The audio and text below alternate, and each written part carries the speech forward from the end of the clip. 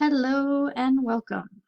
All right, so today what we are going to do is we are going to show you where to find rubrics and your grades and things like that, as well as how to use said rubrics.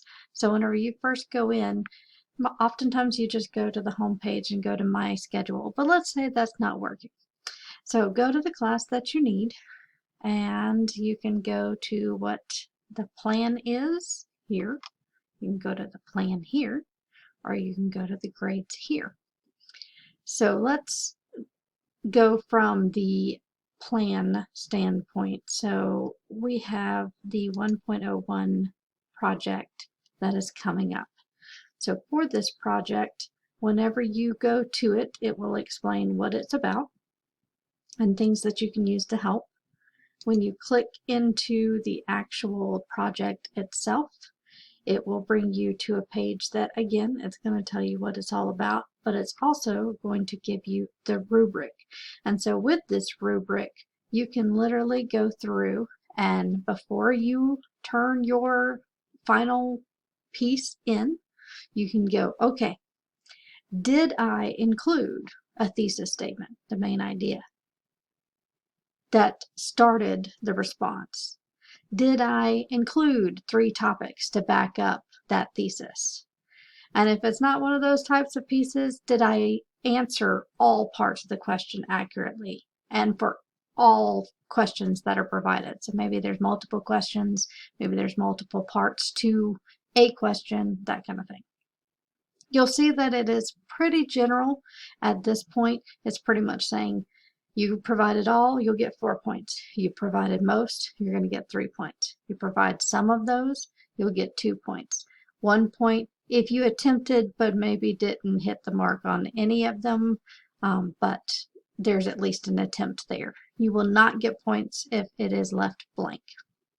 And then you can do the same thing with your elaboration. Did I elaborate well? Meaning, did I give accurate details? Did I give evidence for all of the question? Did I mostly do it? Did I do it for some of them? So like maybe a little bit of the questions have them, some of them don't. And then again, there was an attempt, but it just didn't hit the mark. Conventions. And again, if there's any of these that you're like, I don't know what it means, either you can do a Google search, our favorite friend, right? Or you can, ask me, that kind of thing. And literally you just go through, and what I do is I say, I look at the level 4 and I go, okay, boom, boom, boom, check, check, check. I've got it. Good. Check, check, check. Uh-oh, I'm missing this one. Let me add that in. Continue on. And that way you make sure that you get full points, or at least very close. If you do not receive the full points that you're hoping for, then you can turn it back in for more points. With revisions and editing and things like that. And of course, if you need help, you can always reach out to the teacher. Whenever you're in here and you're ready to turn in the assignment, you can actually go and hit add file. And whenever you add it, it will pop up. And the biggest mistake I've seen come up is that people did not hit the submit button. And if there's anything that you need me to know, you can always put it here as well. So, but don't do that before you hit submit. All right, that really is the rubrics. Once the grade comes in, unless you want to go and search and find, you can always go to grades itself. And then under the grades itself, it will tell you how many points you got. Like, so for the 1.01 Unit 1 project, it will have over here like how many points, the percentage, and then like the feedback and any and a click to be able to get to the actual rubric itself.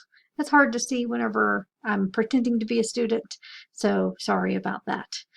But hopefully this helped you out. And of course, if you ever have questions or need help, reach out to me or one of your other teachers, and we're here to help. Bye.